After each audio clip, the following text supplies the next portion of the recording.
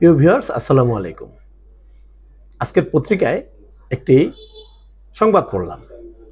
সংবাদটি হচ্ছে, যাত্রীর চকলেট খেয়ে বরখাস্ত হলেন 3 রাজস্ব কর্মকর্তা। ঘটনাটি ঘটেছে শাহজালাল আন্তর্জাতিক বিমানবন্দরে। গত 15ই সেপ্টেম্বর এক যাত্রীর ব্যাগ তল্লাশির নামে এই দায়িত্বশীল কর্মকর্তারা তার ব্যাগ খুলে কিছু চকলেট পান এবং ওখান থেকে খুলে নিজেদের ইচ্ছের মতো চকলেট খাওয়া শুরু করেন।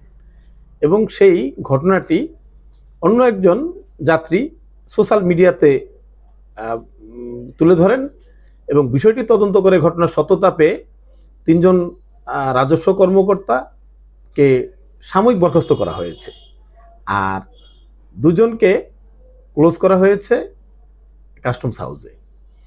আসলে আমাদের 5ই আগস্টের পরিবর্তনের কিছু নমুনা কিন্তু এটি। চকলেট তো ভালো কথা, যাত্রীর পুরো ব্যাগ খেয়ে ফেলেছে বহু রাজস্ব কর্মকর্তারা, মারধর করেছে যাত্রীদেরকে।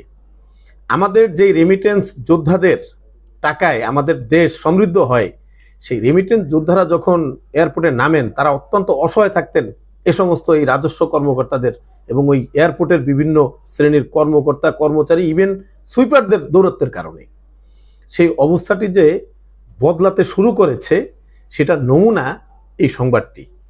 আজ সকালের এই সংবাদটি আমার মনটাকে অনেকটা ভালো করে দিল।